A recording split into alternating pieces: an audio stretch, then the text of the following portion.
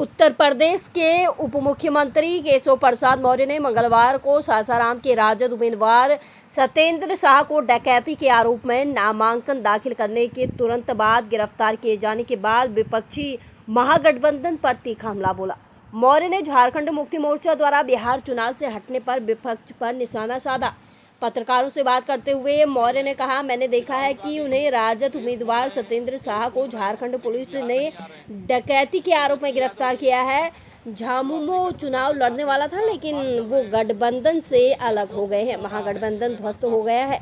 भाजपा नेता ने बिहार चुनाव में एनडीए गठबंधन की जीत पर विश्वास जताते हुए कहा, 2025 में बिहार की जनता चाहती है कि एनडीए चुनाव जीते।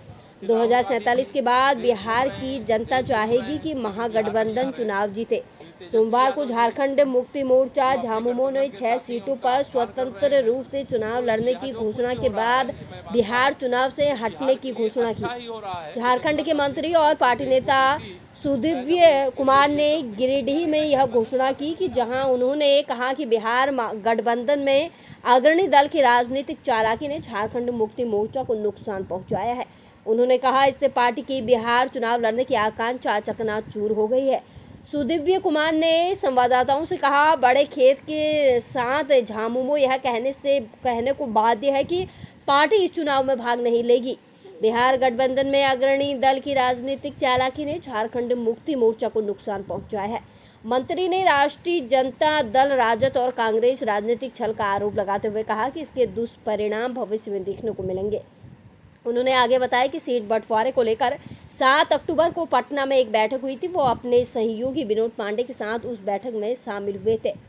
एनडीए में भारतीय जनता पार्टी, जनता दल, यूनाइटेड लोक जनशक्ति पार्टी, रामविलास, हिंदुस्तानी आवाम मोर्चा, सेक्युलर और राष्ट्रीय लोक मोर्चा शामिल हैं।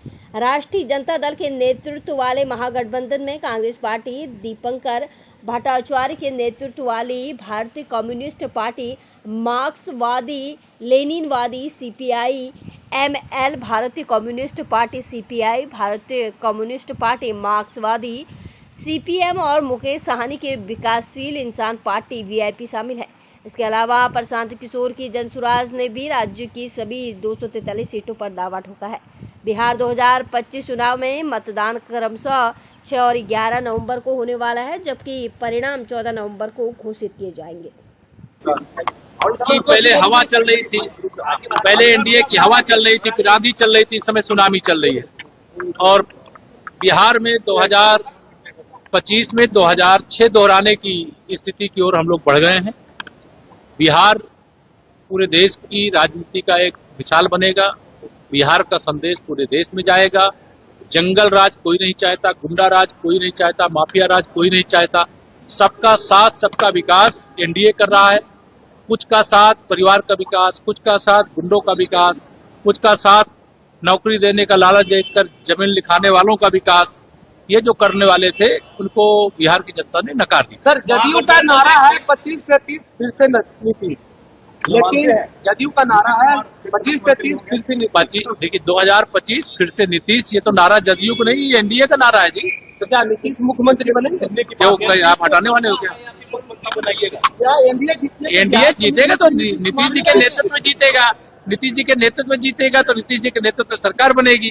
आप उसको लेकर कोई कंफ्यूजन मत रखिए। मुख्यमंत्री नीतीश कुमार होंगे? हाँ, निश्चित तौर से होंगे जी।